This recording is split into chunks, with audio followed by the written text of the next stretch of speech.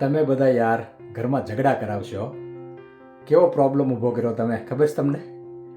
હવે પ્રોબ્લેમ એ થયો છે કે તમે કાયમ બધા રેસીપી માંગ કરો છો કે ભારતીબેન રેસીપી મોકલો, આ મોકલો, તે મોકલો.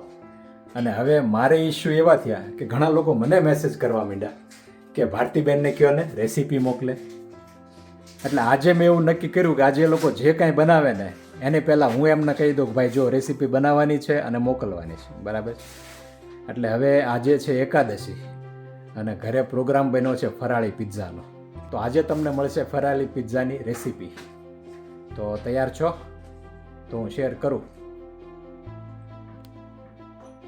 ચાહત, તૈયાર છો? આજે રેસીપી આપવાની છો?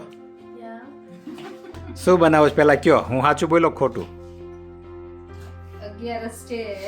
આ બધા 11 થયા હોય એટલે કંઈક તો બનાવવું પડે. એટલે દેશી ફરાળી ફૂડમાં બહુ મજા ન આવે. એટલે શું બનવાનું છે આજે?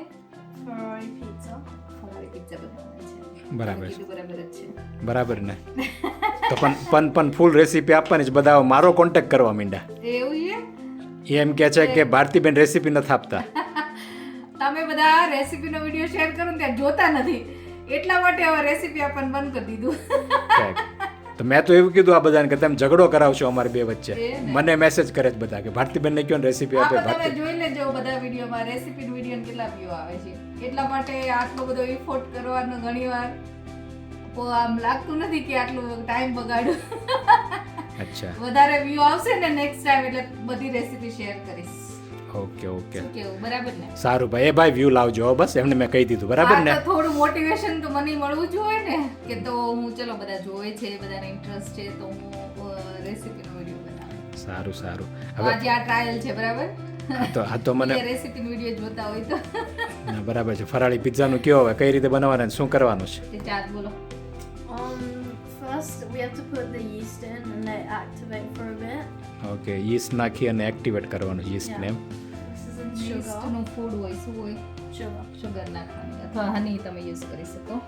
અચ્છા, યીસ્ટને મિક્સ કર્યું શુગર સાથે. આ Warm water. warm water. ગરમ પાણી, થોડું ઘણું ગરમ પાણી લીધું છે. હાવ ઠંડુ નહીં લેવાનું. How much do we need? બસ એટલું રાખ થોડી વાર. હવે થોડી વાર આને કવર કરીને મૂકી રાખવાનું 5-10 મિનિટ, એટલે આખી યીસ્ટ એક્ટિવ થઈ જશે.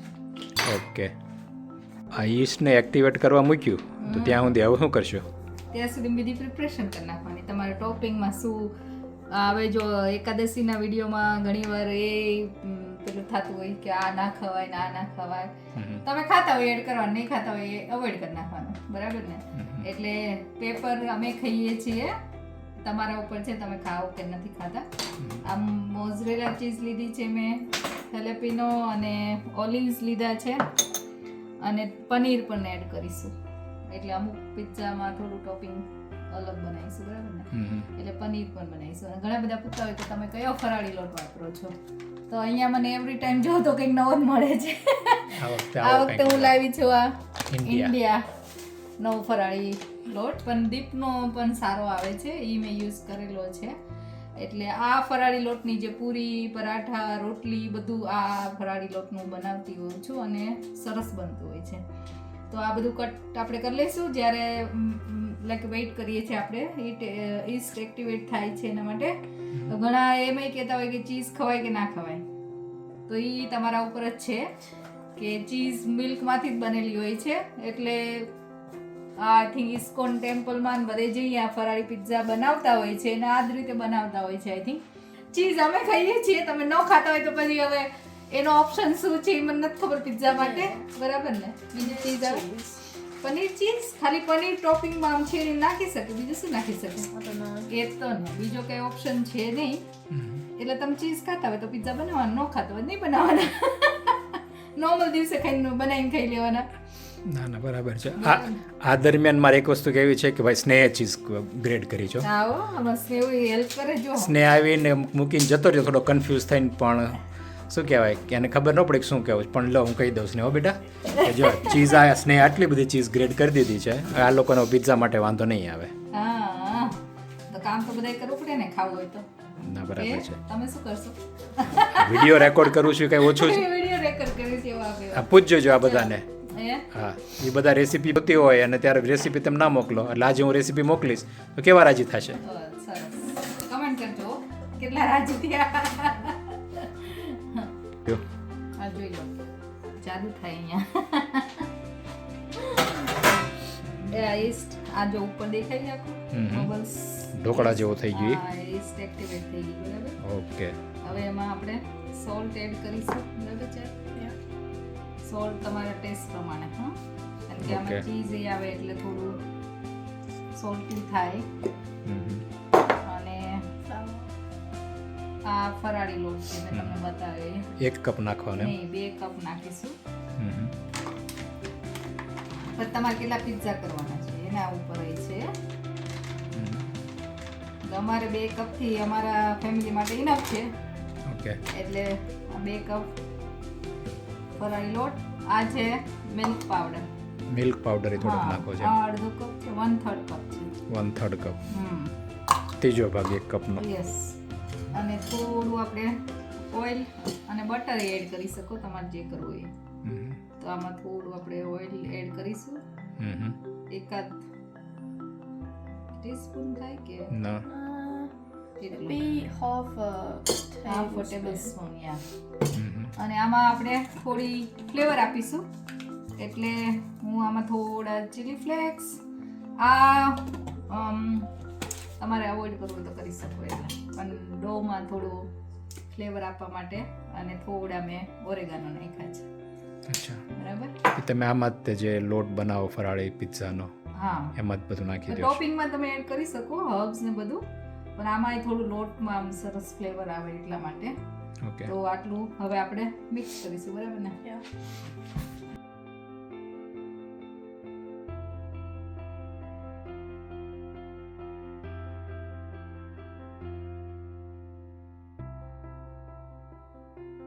આ શું બનાવો છો? આ જો આપણે ટમાટો પિઝા સોસ બનાવવાનો હોય ને, તો આ ફ્રેશ ટમાટો મેં 2 ક્રશ કર્યા છે. અને આ જે રેડીમેડ આવે પ્યોરી ટમાટોની એ લીધી છે કે એનાથી કલર સારો આવે એટલા માટે. તો હું આ 2 મિક્સ કરીશ.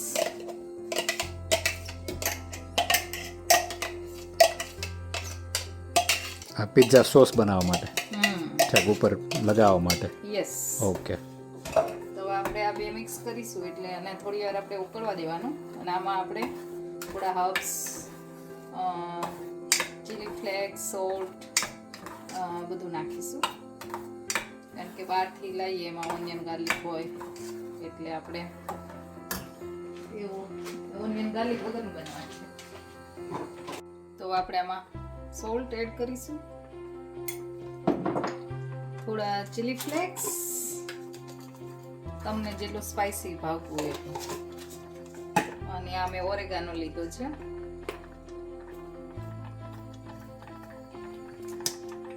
પ્લસ આમાં મેં થોડી પાર્સલી, એનો ટેસ્ટ અમને ગમે છે એટલે. અને આ પેપ્રિકા, થોડી સ્મોકી ફ્લેવર આવે એટલા માટે. આ ઓપ્શનલ છે, તમે લાલ મરચું પણ એડ કરી શકો છો. તો હવે આ બધું સરસ રીતે આપણે મિક્સ કરીશું પાછું અને થોડી વાર થવા દઈશું.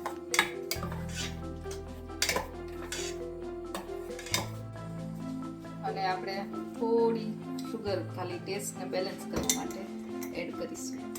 ઘણીવાર ટમેટા ખાટા હોય તો ઘણાને ખાટું લાગતું હોય, તો એટલા માટે આપણે ટેસ્ટને બેલેન્સ કરવા માટે એડ કરીએ.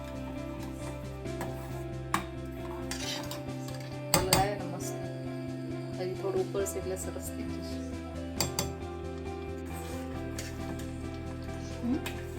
કર્યું છે? આ જો હવે બબલ્સ થવા માંડ્યા, એકદમ ઉકળવા માંડ્યું છે અને સરસ કલર આવી ગયો અને થીક પણ થઈ ગયું છે. એટલે આપણે હવે આને બંધ કરી દઈશું. તો આપણો પિઝા સોસ રેડી છે. અને આ પિઝા સોસ હું આપણે જેકેટ પટેટો બનાવ્યો કે મેં ઘણીવાર રેસીપી શેર કરી હતી કે ગમે તે ફરાળી વસ્તુ બનાવી હોય અને આ લાઈક આ રીતનો તો સોસ બનાવો છો ને યુઝ કરો છો, એટલે આ મલ્ટીપર્પઝ છે. તમે ઘણી બધી રેસીપીમાં યુઝ કરી શકો છો ફરાળી હોય ત્યારે, કારણ કે આ ઓનિયન ગાર્લિક વગરનું છે એટલે. 1 કલાક ને 15 મિનિટ થઈ. લોટ કેવો ફૂલ્યો? ફૂલે, પણ આ ઓલ જેટલો તો ના જ ફૂલે આમ એકદમ મસ્ત, કારણ કે આમાં ગ્લુટેન ના હોય એટલે આ ફૂલી ગયો છે એકદમ મસ્ત. અચ્છા, ઓકે, સમજાણું. કેમ કે આપણે નોર્મલ પિઝા બનાવીએ ત્યારે બહુ ફૂલતો હતો, મને એમ થયું કે આ એટલો ફૂલ્યો નથી, પણ કેમ કે ના. ફરાળી લોટ છે એટલે. યસ. ઓકે તો ઓકે. હવે આપણે આને થોડું કરીને હવે પિઝ્ઝા કરવાના છે. બરાબર. તો આને આપણે 3 પિઝ્ઝા કરીશું. 3 થઈ જશે ને? કાં તો 2 મોટા થશે, ઓકે 3 નાના થશે, એવી રીતે. ઓકે. બરાબર. ચલો,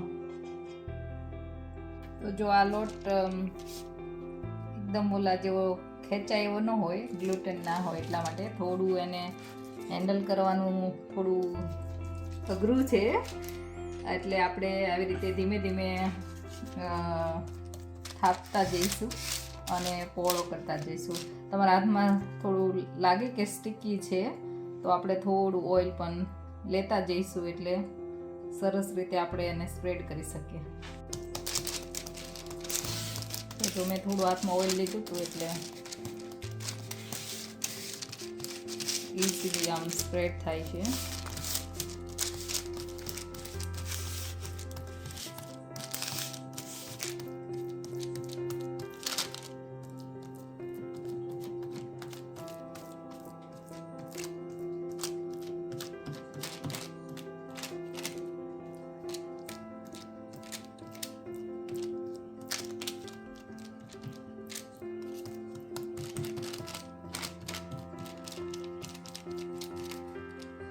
આટલો તમારે જેટલો થીક કરવો હોય, પતલો કરવો હોય એટલો કરવાનો. તો આ રીતે અમે કરી દીધો છે. હવે આની ઉપર આપણે ટોપિંગ કરીશું. તો જો આ લોટને થોડો ઇઝીલી ધીમે ધીમે ટેપ કરતું જવાનું, અને મેં જેમ બતાવ્યું એ રીતે કરતું જવાનું. તમારે જેટલો થિકનેસ રાખવો હોય એટલો. અમને થોડો પતલો બેઝ ભાવે છે એટલે અમે પતલો કર્યો છે.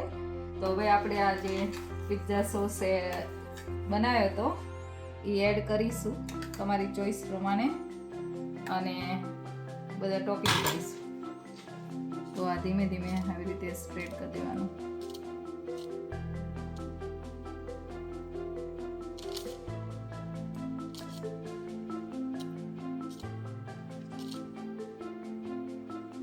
અને તમારી ચોઈસના વેજીટેબલ્સ મેં બધા કલરના પેપર લીધા છે. તમારે જે અવેલેબલ હોય એ તમે યુઝ કરી શકો છો.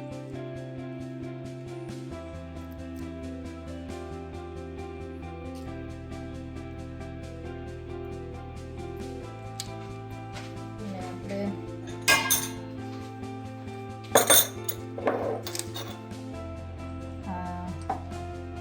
ઓલિવ લીધા છે.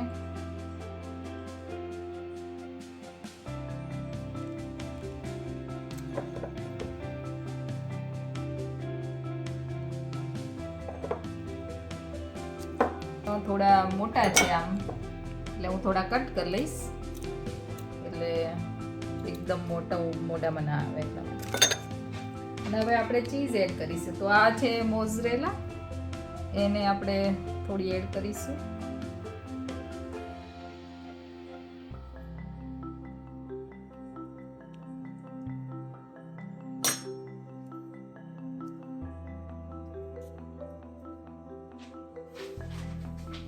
અને આ નોર્મલ ચેડાર ચીઝ છે, આપણે એ એડ કરીશું.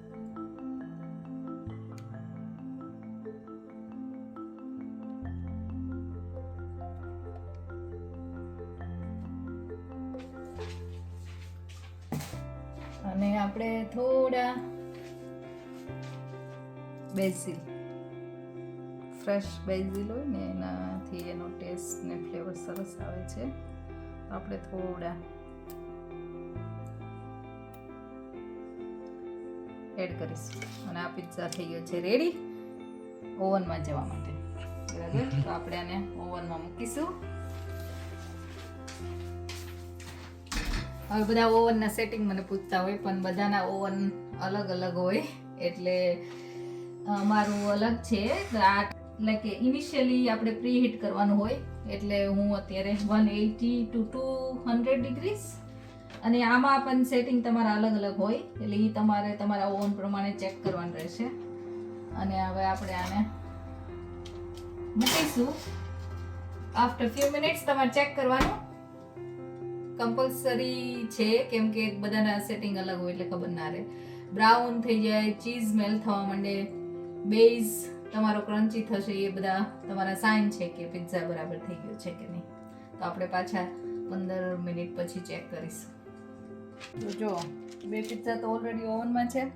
આ મેં કીધું રેડી કરીને રાખો, એટલે આ બટર પેપર તમે રાખ્યું હોય તો ઇઝીલી તમારે ટ્રાન્સફર કરવો હોય બીજી ટ્રેમાં તો ઇઝી પડે. તો હું હવે મીનવાઇલ રેડી કરી દઈશ. ત્રીજો પિઝા છે અને બટર પેપર હોય એટલે ચોટે નહીં. બરાબર છે. એટલે આ રીતે આપણે રેડી કરીને મૂકી દઈશું, પછી આપણે ઓવનમાં રાખીશું. તો 3 પિઝામાં 4 જણાને થઈ રહેશે ને આપણને? આ તો થઈ જ રહ્યું ને, કેમ ના થાય? નહીં થાય?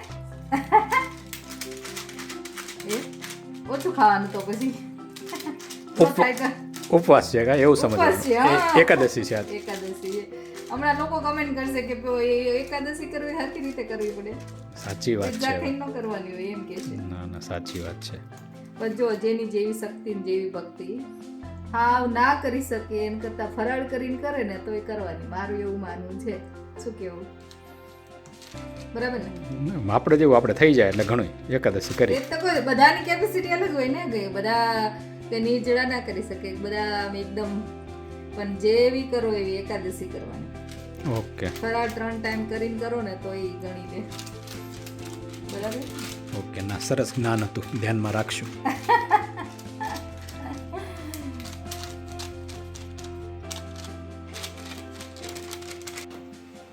શું વાત છે, રેડી થઈ ગયા ને પિઝા રેડી.